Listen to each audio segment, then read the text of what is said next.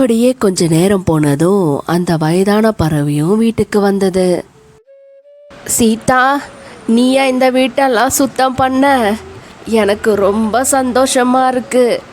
ஆமா, எதுக்காக என் வீட்டுக்கு வந்த? பாட்டி, என்னை நீங்கள் தப்பாக எடுத்துக்காதீங்க.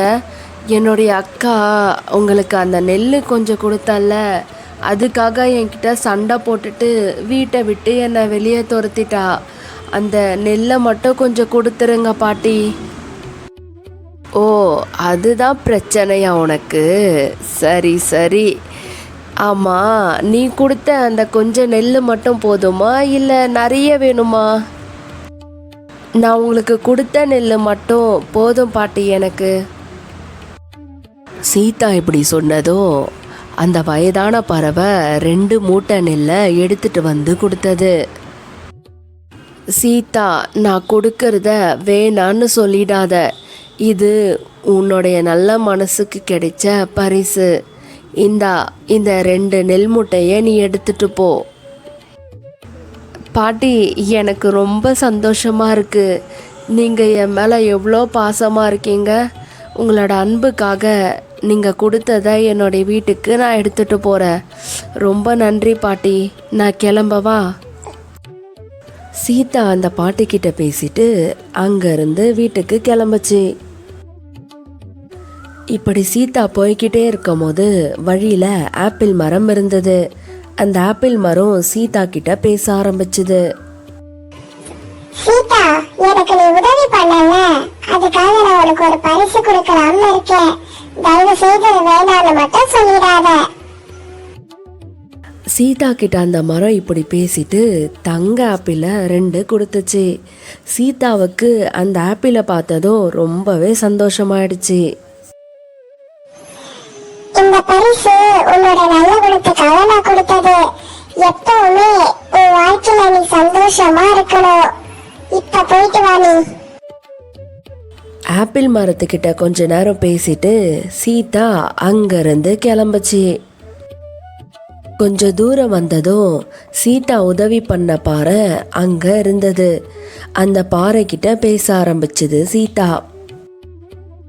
பாறையே, நான் என்னுடைய வீட்டுக்கு போயிட்டு வரேன். நான் அந்த பாட்டியை உங்கள் உதவியால் நான் பார்த்துட்டேன். ரொம்ப நன்றி. சீதா, எனக்கு நீ நன்றி எல்லாம் சொல்லாத. உன்ன மாதிரி ஒரு நல்ல பறவையை பார்த்ததுல எனக்கு ரொம்ப சந்தோஷம். அதெல்லாம் எதுவும் இல்லை. என்னோட குணமே அடுத்தவங்க கஷ்டப்படும் போது அவங்களுக்கு உதவி பண்ணுறதுல தான் எனக்கு ரொம்ப சந்தோஷமாக இருக்கும். அதை தான் நான் இப்போவும் பண்ணேன். அந்த பாறை இப்படி சொல்லிட்டு அதுக்கிட்ட இருந்த வைரங்களை கொடுத்தது. சீதா அதை பார்த்த உடனே ரொம்பவே அதிர்ச்சி ஆயிடுச்சு. இதுக்கு முன்னாடி நான் இந்த மாதிரி ஒரு பொருளை பார்த்ததே இல்லை. எனக்கு இந்த மாதிரி ஒரு பரிசை கொடுத்ததுக்காக உங்களுக்கு ரொம்ப நன்றி. சீதா பாறை கிட்ட பேசிட்டு வீட்டுக்கு கிளம்புச்சு. சீதா, என்ன மறந்துட்டு போறியா? எங்க போற? இங்க வா, உன்கிட்ட நான் கொஞ்சம் பேசணும். சீதா, இந்த வழியா நிறைய பேர் போவாங்க. அவங்க கிட்ட நான் உதவி கேட்பேன். ஆனா யாருமே எனக்கு உதவி பண்ணதில்ல. ஆனா நீ மட்டும்தான் எனக்கு உதவி பண்ணிருக்க. எனக்கு ரொம்ப சந்தோஷமா இருக்கு. அதனால என்னால முடிஞ்ச பரிசு நான் உனக்கு கொடுக்கறேன். நீ அதை எடுத்துட்டு போறியா? வாழை மரமே, பரிசு சின்னதோ பெரிசோ அது முக்கியம் கிடையாது. அவங்க பாசத்தால் கொடுக்கறது தான் முக்கியம். எனக்கு நீ எந்த பொருள் கொடுத்தாலுமே நான் மனசார வாங்கிப்பேன். சீதா இப்படி சொன்னதும் அந்த வாழை மரம் ஒரு வாழைத்தாரையே கொடுத்தது. சீதாவுக்கு அதை பார்த்ததும் ரொம்ப சந்தோஷமாயிடுச்சு. அந்த வாழைத்தாரை வாங்கிக்கிட்டு வீட்டுக்கு கிளம்புச்சு. ராணி அக்கா, ராணி அக்கா, இங்க பாருங்க, எனக்காக எவ்வளோ பரிசு கொடுத்துருக்காங்கன்னு. கொஞ்சம் சீக்கிரமா வாங்க. சீதா இப்படி கூப்பிட்டதால ராணி ரொம்ப வேகமா அந்த இடத்துக்கு வந்தது. அடடடா, பார்க்கவே கண்ணே கூசுதே. என்ன சீதா, நெல் வாங்கின்னு வரேன்னு சொல்லிட்டு இவ்வளோ பொருளை எடுத்துட்டு வந்திருக்க. இனிமே நம்ம பணக்கார தான் போலையே. என்ன நடந்தது, இவ்வளோ பொருளை எடுத்துட்டு வந்திருக்க? ராணி சீதா கிட்ட இருந்த பொருளை பார்த்து ரொம்பவே ஆச்சரியப்பட்டும் ரொம்ப சந்தோஷமாகவும் கேட்க ஆரம்பிச்சது. அதுக்கு சீதா நடந்த எல்லா விஷயத்தையும் சொல்லுது. ராணி அக்கா, நான் எடுத்துட்டு வந்த பொருளை நீங்க கொஞ்சம் நான் கொஞ்சம் எடுத்துக்கலாம், சரிங்களா? என்ன சீதா, என்னை பார்த்தா பிச்சைக்காரி மாதிரி இருக்கா? உன்கிட்ட இருந்தாலாம் நான் ஒரு பொருளும் நான் வாங்க மாட்டேன். நீ எப்படி வாங்கிட்டு வந்திருக்கியோ அதை விட அதிகமாக நான் வாங்கிட்டு வர போகிறேன். ராணி இப்படி சொல்லிட்டு வீட்டில் இருந்து கிளம்ப ஆரம்பிச்சது. கொஞ்ச தூரம் போன உடனே சீதா உதவி பண்ண அந்த வாழை மரம் இருந்தது. வாழை மரமே, என்னை கொஞ்சம் பாரு. இங்க ஒரு வயசான ஒரு பறவை இருக்குல்ல, அவங்க வீடு எங்க இருக்குன்னு சொல்லு. ஓஹோ, வயதான பறவையோட வீடா? ஓ, நல்லா தெரியும். எனக்கு ரொம்ப தண்ணி தாகமா இருக்கு. அங்க இருக்கு பாரு ஒரு குளம், அங்க இருந்து கொஞ்சம் தண்ணி எடுத்துட்டு வந்து எனக்கு ஊத்து, அப்பதான் நான் சொல்லுவேன். வாழை மரமே, நான் யாருன்னு தெரியாம என்கிட்ட பேசிட்டு இருக்க. நான் உனக்கு உதவி செஞ்சாதான் நீ சொல்லுவியா? அப்படியாப்பட்ட உன் உதவியே எனக்கு தேவை கிடையாது. நானே கண்டுபிடிச்சுக்கிறேன், போ. ராணி அந்த வாழை மரத்துக்கு உதவி செய்யாமே அங்கிருந்து போயிடுச்சு. கொஞ்ச தூரத்திலேயே ஒரு பாறை இருந்தது. அந்த பாறை கிட்ட இப்படி பேச ஆரம்பிச்சது. பாறையே, இங்க ஒரு வயசான ஒரு பறவையோட வீடு இருக்கே, அது எங்க இருக்குன்னு சொல்லு. வயதான பறவையோட வீடா? நல்லா தெரியும்.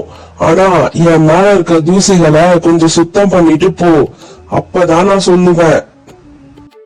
என்ன, உன்னோடைய அழுக்க நான் க்ளீன் பண்ணணுமா? என்ன பாரு, நான் எவ்வளோ சுத்தமாக இருக்கேன். உன்னை தொட்டு நான் அழுக்காகணுமா? உன்னுடைய உதவியே எனக்கு தேவை கிடையாது. ராணி அந்த பாறைக்கிட்ட கோவமா பேசிட்டு அங்கிருந்து கிளம்புது. கொஞ்ச தூரத்திலேயே ஒரு ஆப்பிள் மரம் தெரிஞ்சது.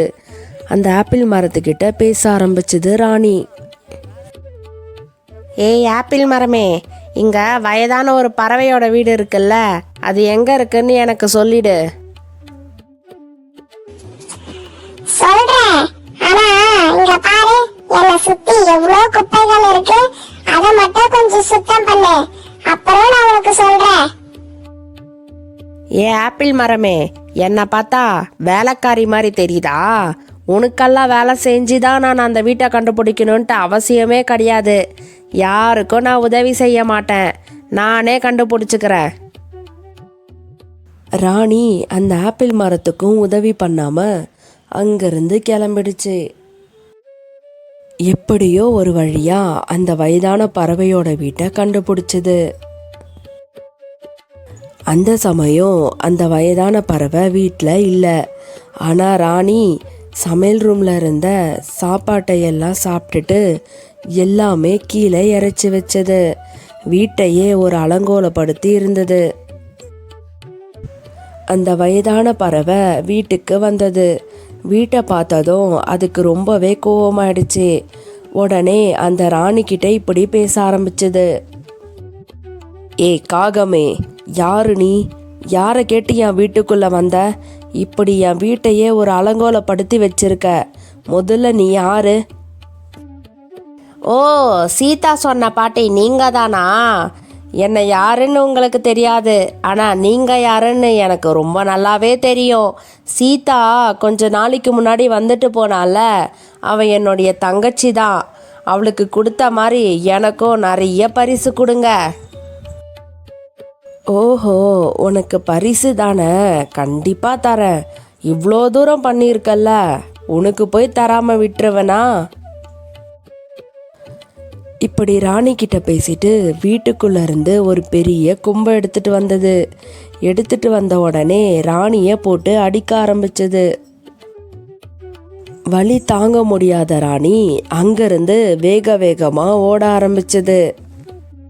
இந்த வயதான பறவையை எப்படியாச்சும் ஏமாத்தி வாங்கிட்டு போயிடலான்னு பார்த்தா இப்படி நம்மள அசிங்கப்படுத்திடுச்சே. காலையிலேருந்து சாப்பிடாம எனக்கு வயிறெல்லாம் கியான்னு சவுண்டு வர ஆரம்பிச்சுது. ஐயோ, இப்போ என்ன பண்ணுறது? அதோ தெரியுது ஆப்பிள் மரம். ஆப்பிள் மரமே, எனக்கு ரொம்ப பசிக்குது, ஒரு 2 ஆப்பிளை கொடு.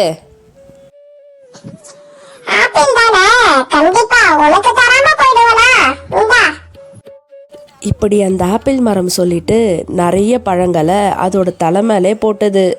வலி தாங்க முடியாத ராணி அங்கிருந்து பறந்தே போயிடுச்சு. ரொம்ப களைச்சு போன ராணி அங்க இருக்க ஒரு பாறை மேல உட்காஞ்சது. எப்பா எப்பா எப்பா, என்ன இவ்வளோ ஒரு மோசமா இருக்கு அந்த ஆப்பிள் மரம்? ஒரு 2 பழத்தை கொடுன்னு தானே கேட்டேன், அதுக்கு இப்படியா என் மண்டையே உடஞ்சிடுற மாதிரி பண்ணிடுச்சே. என்ன தைரியம் இருந்தா நீ என் மேலே உட்காருவ. இப்ப நான் உன்னை என்ன பண்றேன்னு பாரு. அந்த பாறை இப்படி சொல்லிட்டு ராணிய கீழே தள்ளி விட்டது. ஐயோ, என் ரக்கையே போச்சே, நான் என்ன பண்ணுவேன்? எதுக்கு தான் எனக்கு மட்டும் இப்படியெல்லாம் நடக்குதுன்னே தெரியலையே. இப்படி ராணி வலி தாங்க முடியாம அங்கிருந்து பறந்து போச்சு. கொஞ்ச தூரத்திலேயே அங்க ஒரு வாழை மரம் இருந்தது. இந்த வாழை மரத்துக்கிட்டையாச்சும் ஏதாச்சும் கேட்கலான்னு பார்த்தா இதுவும் நம்மளை ஏதாச்சும் பண்ணிடும். எதுக்கு வம்பு, நம்ம பாட்டுன்னு வீட்டுக்கு போயிடலாம். ராணி இப்படி நினைச்சுக்கிட்டு அந்த இடத்துல இருந்து மெல்லமா நகர ஆரம்பிச்சது.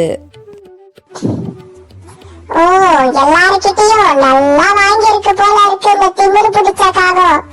என்னுடைய பங்குக்கு நானும் ஏதாச்சும் பண்ணணும்ல, என்ன பண்றேன்னு பாரு.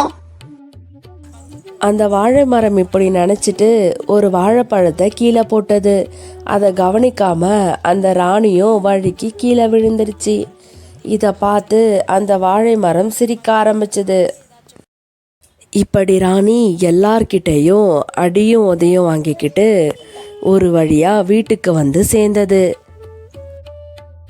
ஏ ராணி, என்ன இப்படி ஒரு அலங்கோலமா வந்திருக்க? எங்க தான் போன? என்ன ஆச்சு? ராணியும் நடந்த எல்லா விஷயத்தையும் சொல்லுச்சு.